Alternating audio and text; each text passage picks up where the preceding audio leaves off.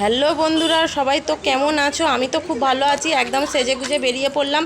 তো দেখো আমাদের উঠানটা না প্রচণ্ড চটে গিয়েছিল উঠানটা। তো সিমেন্ট মাটি দিয়ে তো তোমাদের দাদা একটু ঘোলা মেরে দিয়েছে। আর মা যাচ্ছে আর আমার ছেলে সাইকেল নিয়ে এগিয়ে এগিয়ে যাচ্ছে। তো আমরা যাচ্ছি তো একদম উলোবেরিয়া, একটু মায়ের কাছে পুজো দেব আর একটু ঘুরতে যাচ্ছি।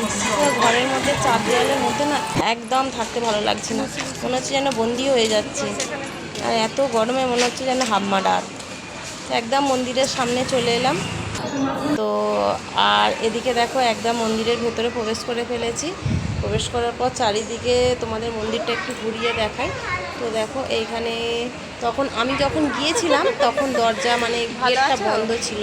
তো ঠাকুরমশাই বাইরের দিকে বসেছিল সব, মানে ওইখানে সন্দেশ আর ধূপ দিলে ওরা মাথায় ঠেকিয়ে ওইখান থেকে বাইরে থেকে তোমাকে মানে দিয়ে দিচ্ছে, ফুল দিয়ে নাম গোত্র বলে তোমাকে দিয়ে দিচ্ছে। তো এখানে দেখো সবাই দাঁড়িয়ে আছে, এখন ভিড় হয়ে গেছে।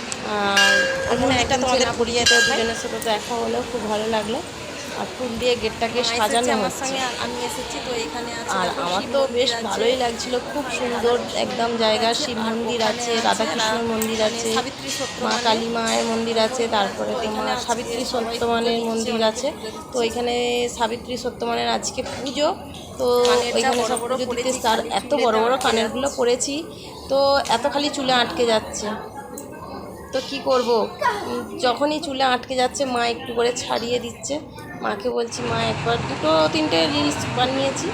তো এই মাত্র এবার গেটটা খোলা হয়েছে।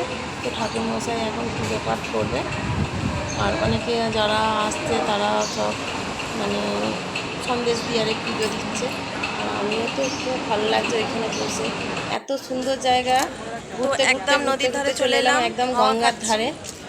গঙ্গার ধারে তো বিকালের দিকে ওইখানে মানে মোটামুটি ভালোই লোকজন থাকে, বসে গল্প করছে, কেউ ফুচকা খাচ্ছে, কেউ ঘুগনি খাচ্ছে। নদীর ধারে একদম প্রচণ্ড লোকজন। দেখো নদীর ধারে ঠান্ডা ঠান্ডা হাওয়া, গরমের সময় কান্না হাওয়া বিকালের দিকে বেশ ভালোই একটু মানে হয়, লোকজন হয়। তারপরে একটু মুখে হাতে জল নিয়ে হাওয়া খাচ্ছে। তো মাকে বলছি মা একটু ফুচকা খাওয়া।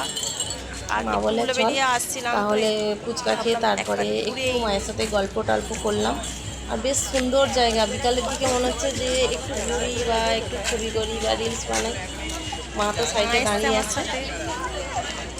আর আমি আর মা গিয়েছিলাম মানে মায়ের সাথে একটু বসলাম, বসে একটু গল্প টল্প করে মাকে বলছি তুমি মন মরা হয়ে আছো কেন? মায়ের মনটা যেন এত মানে দুঃখের ভাব, মনে মনে কোনো সুখ নেই।